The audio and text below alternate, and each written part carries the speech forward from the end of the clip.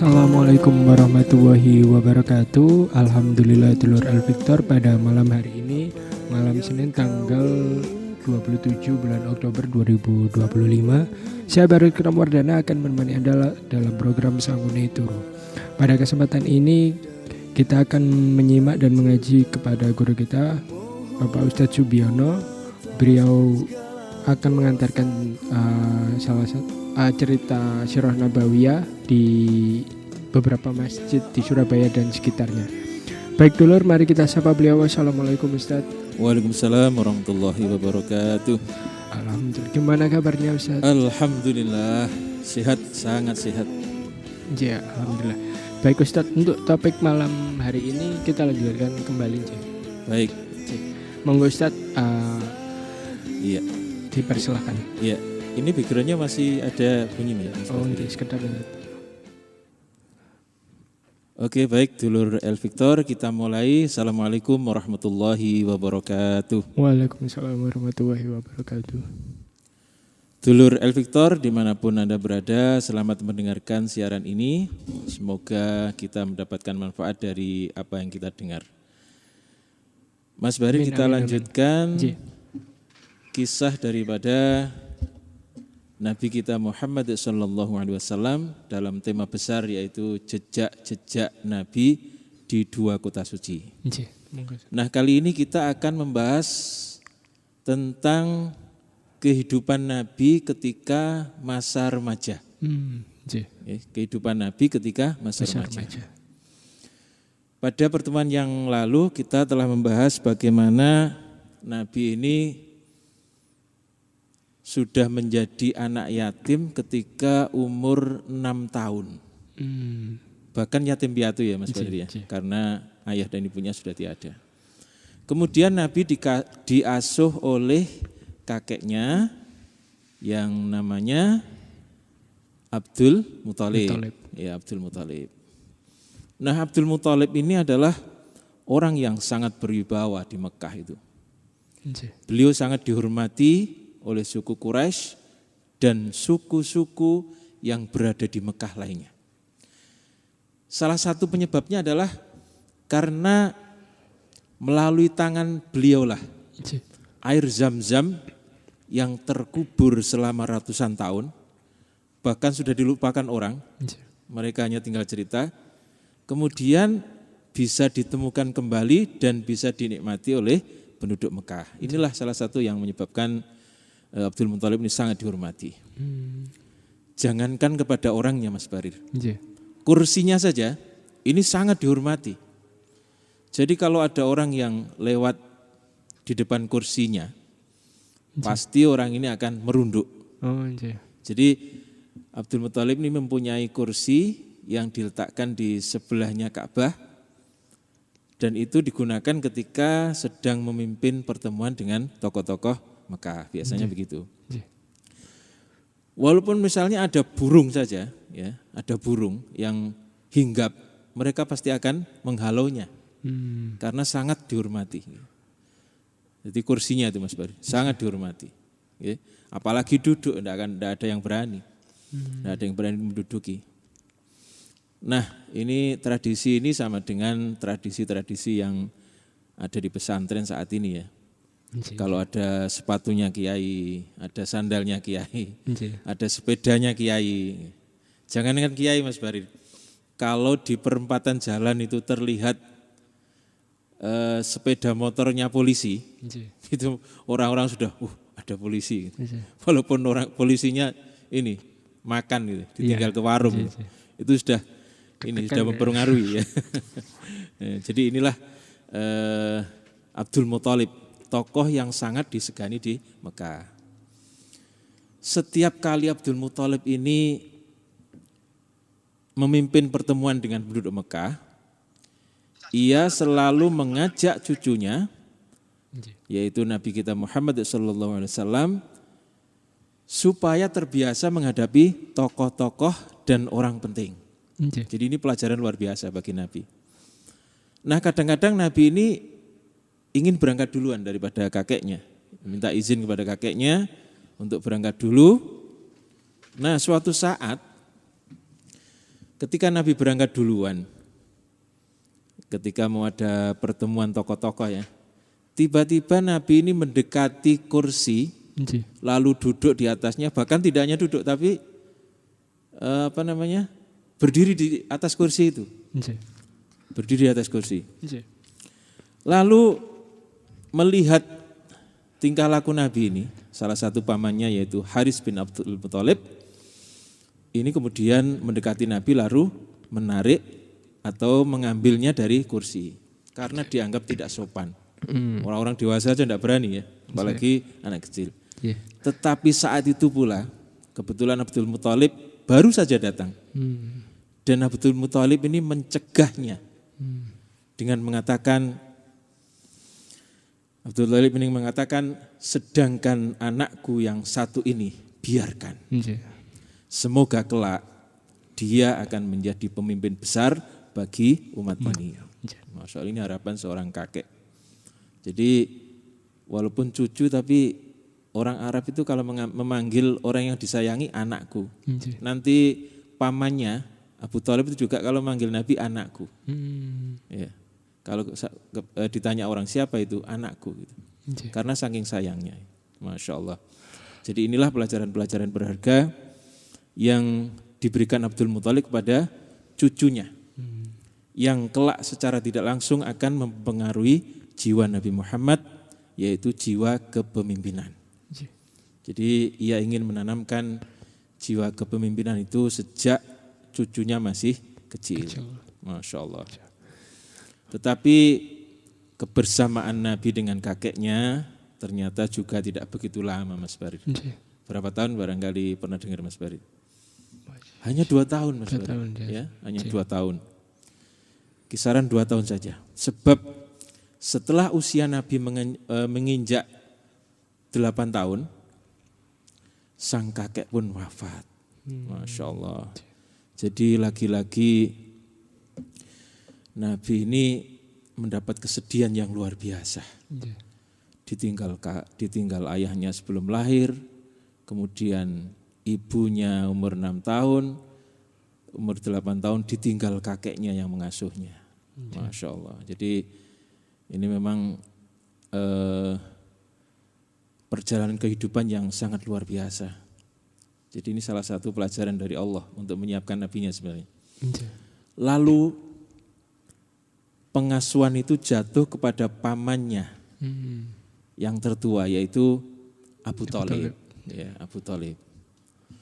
Dan demi menjaga sang keponakan, jadi semenjak Abu Thalib ini mengasuh Nabi SAW, beliau tidak berdagang, Mas Barir.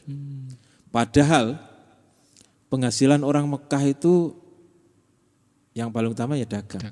Sehingga kalau enggak dagang ya otomatis penghasilannya berhenti. Masya Allah. Jadi demi menjaga keponakannya itu dia tidak berdagang.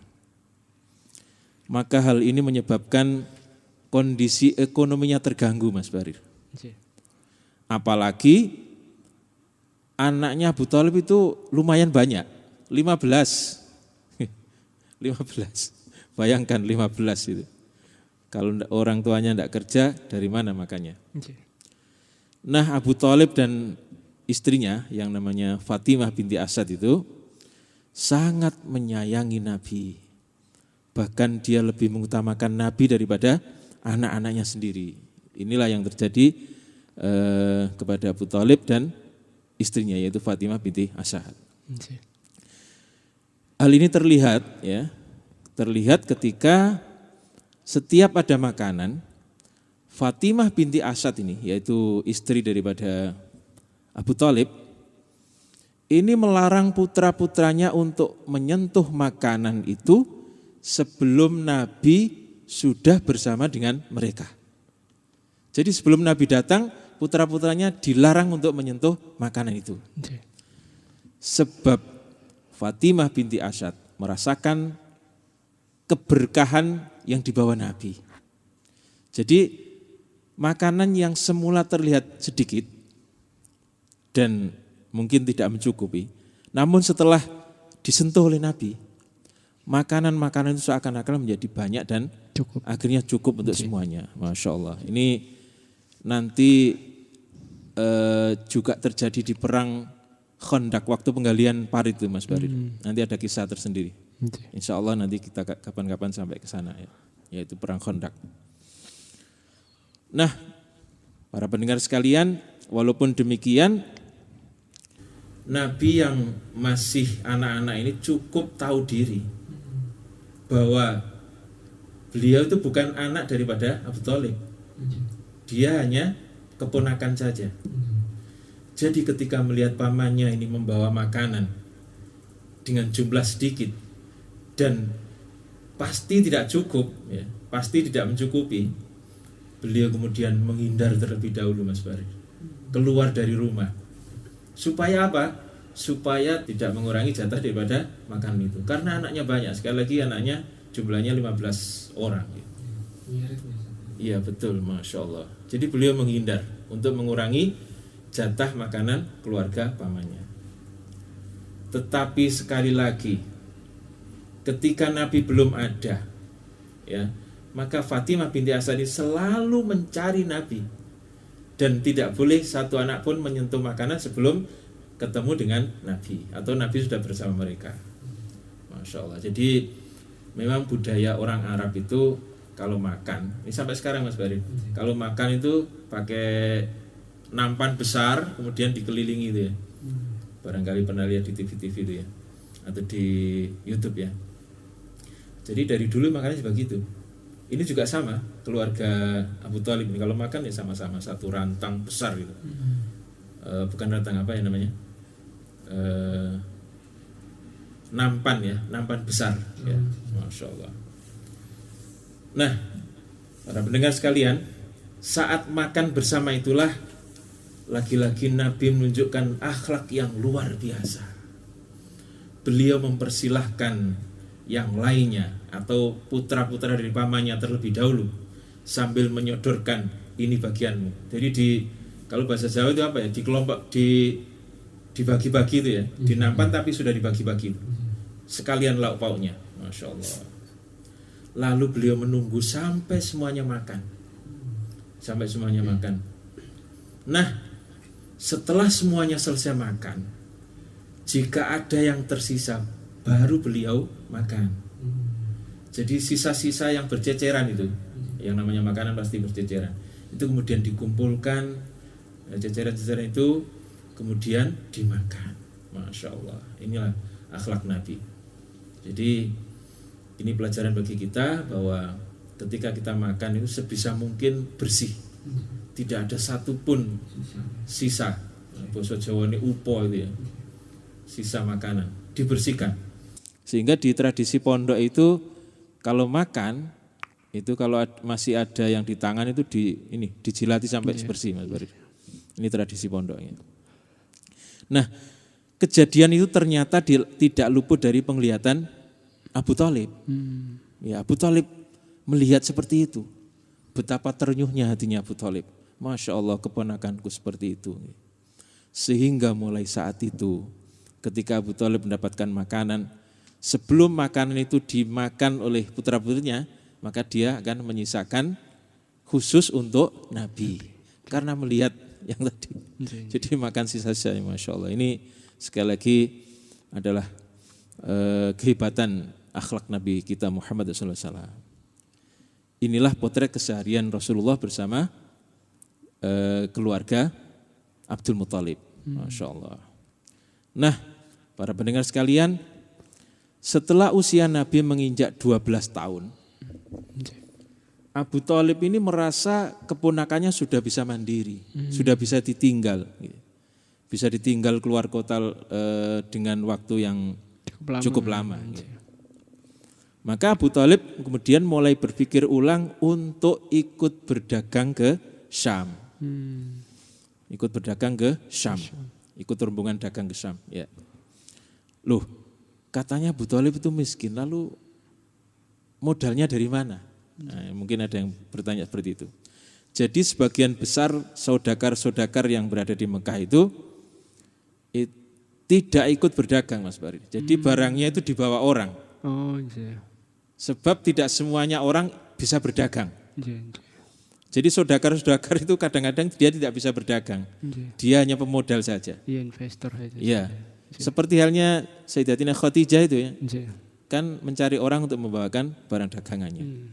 Sehingga Abu Thalib itu rencananya juga seperti itu, membawa barang dagangan milik orang lain. Iya. Nah, lalu apa yang terjadi? Ketika Abu Thalib mengutarakan maksudnya kepada Nabi dengan mengatakan, wahai putraku, laki-laki ini putraku bahasanya, padahal keponakannya, karena saking cintanya itu ya. Wahai putraku, saat ini engkau sudah mulai mandiri. Engkau pun tahu keadaan keluarga kita, keluargaku, yaitu keluarga pamanmu ini. Beberapa hari lagi, kafilah dagang Mekah akan segera bertolak ke Syam. Bagaimana jika pamanmu ini ikut mereka, sedangkan engkau tetap tinggal di Mekah? Masya Allah, mendengar kata-kata seperti itu, wajah Nabi langsung terlihat sedih, Mas Farid. Sesaat kemudian air matanya sudah meleleh di pipinya. Masya Allah. Jadi rasanya berat sekali jika harus berpisah dengan pamannya yang sangat dicintai itu. Sebab memang tidak ada tidak ada gandolan selain pamannya itu. Inilah yang menjadi berat bagi Nabi. Nah, melihat keponakannya nangis seperti itu. Akhirnya ya mau tidak mau, ini karena tuntutan hidup ya Mas Farid. Kalau tidak berdagang lalu nanti dari mana penghasilan? Akhirnya kemudian Abu Thalib ini mengajak serta Nabi yang masih berumur 12 tahun itu untuk berdagang ke Syam. Maka berangkatlah rombongan dagang dari Mekah menuju ke Syam. Jadi yang namanya Syam itu sekarang menjadi 4 negara Mas Farid, yaitu Palestina, Syria, Yordania dan Libanon. Nah itu dulu namanya Syam. Ya. Sesampainya di pinggiran Syam, rombongan ini dicegat oleh utusan dari pendeta yang namanya Bahiro atau Buhairo, pendeta Nasrani dari Syam ini. Ini kisah ini terkenal ini ya. Banyak yang tahu. Pendeta Buhairo namanya. Jadi sudah sekian lama Buhairo ini mengamati setiap kafilah dagang yang datang dari Mekah untuk ditanyai urusan yang sangat penting. Apa itu kira-kira urusannya? Urusannya adalah urusan kenabian. Ciri-ciri Nabi, urusan kenabian. Dan ia merasakan bahwa kedatangan Nabi akhir zaman itu sudah semakin dekat. Sehingga dia memantau terus perkembangannya. Nah, saat rombongan dagang yang dipimpin oleh Abu Thalib ini masuki Syam, terlihatlah olehnya bahwa rombongan itu selalu diikuti oleh awan. Jadi Buhairah ini selalu memantau dari lantai 2 rumahnya.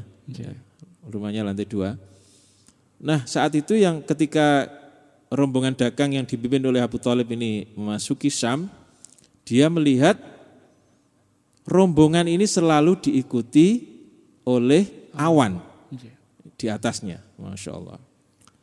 Maka dengan alasan inilah Buhairah kemudian mengundang kafilah dagang itu. Lalu seluruh rombongan dipersilakan masuk dan disambut dengan sangat ramah oleh Buhairah. Kemudian Buhairah ini mulai menyapa dengan kalimat pembuka. Wahai tuan-tuan, dari manakah kalian berasal dan siapakah pemimpin kalian? Kira-kira yang jawab siapa Mas Farid? Kurang tahu ya. Yang jawab ya pemimpinnya, yaitu Abu Thalib ya, paman Nabi. Maka Abu Thalib kemudian menjawab, kami dari Mekah dan aku Abu Thalib sebagai pemimpinnya. Masya Allah.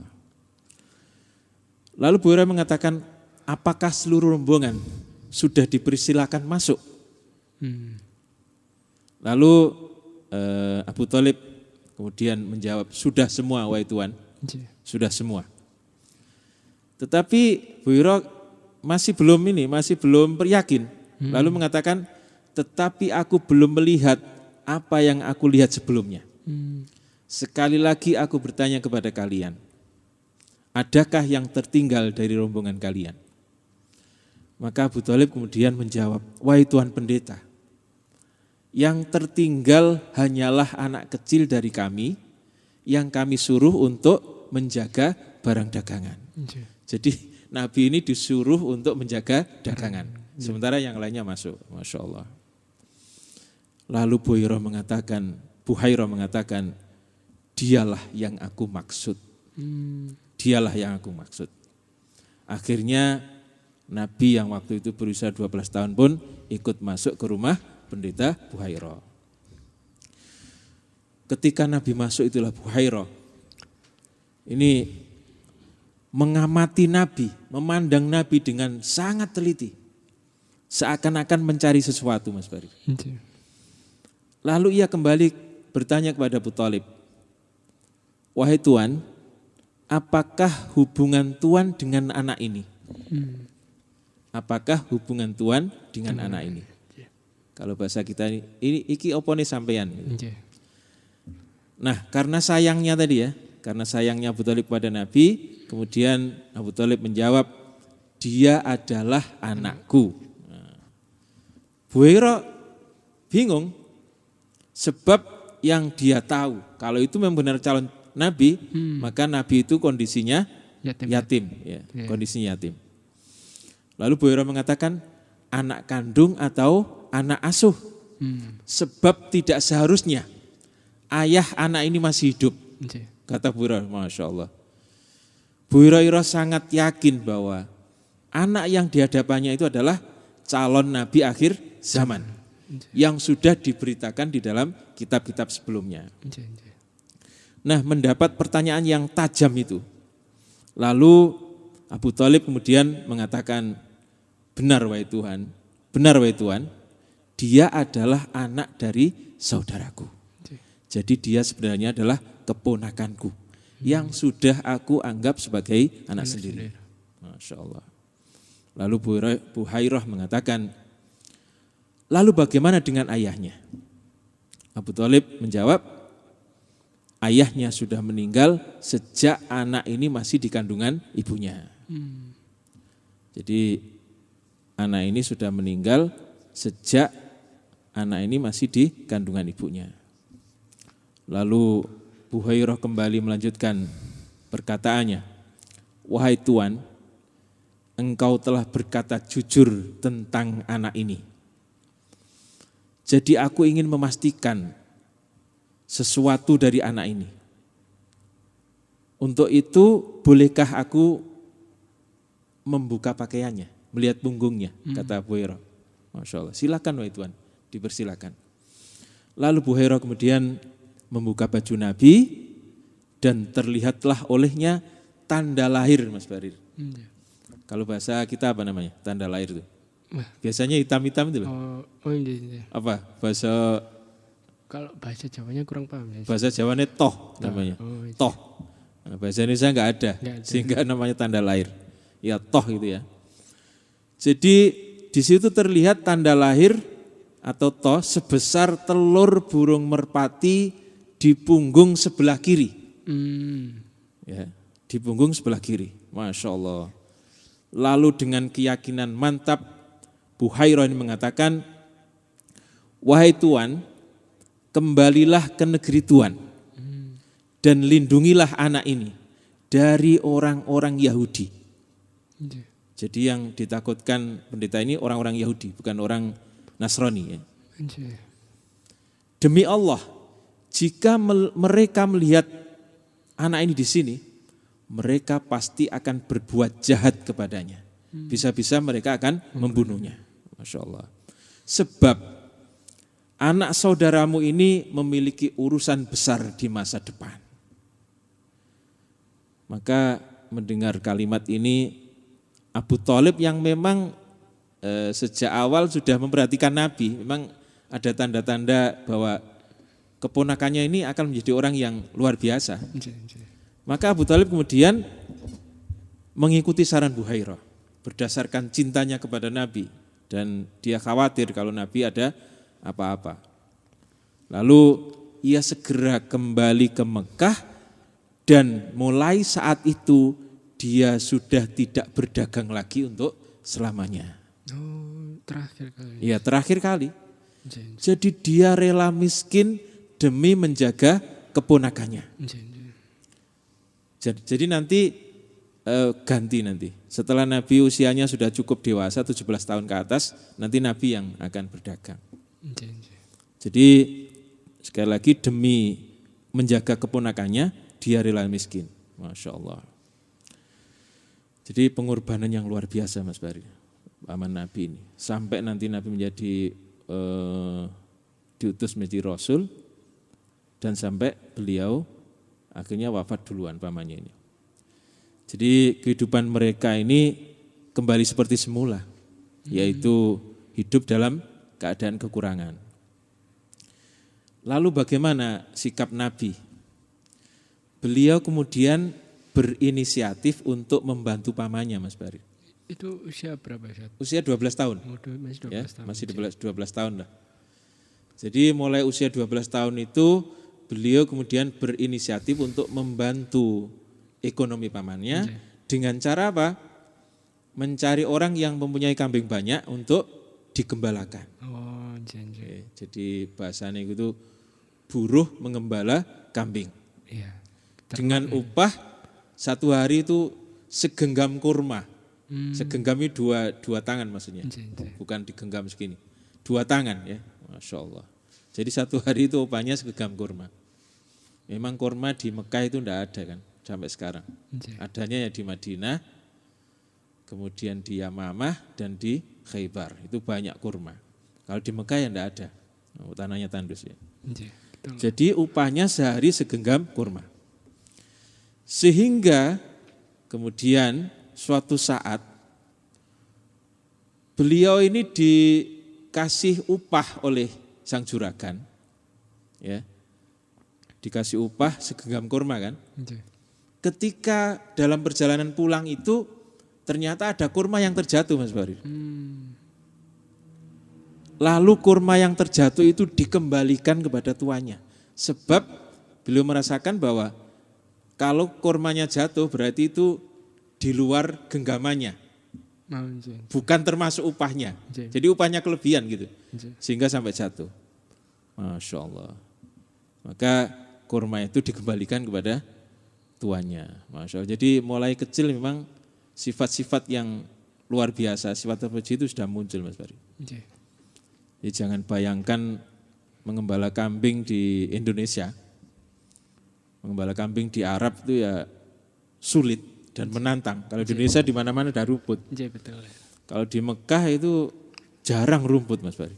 Jadi pengembala kambing ini harus mengikuti kemanapun kambing-kambing mereka merumput, mencari rumput itu. Tutnoy. Dengan demikian, jika dirasa jaraknya itu untuk pulang, lalu kembali lagi itu nanggung bahasa kita, maka pengembala-pengembala ini memilih untuk menginap di tempat pengembalaan itu. Dan itu kadang-kadang sampai berhari-hari nginepnya.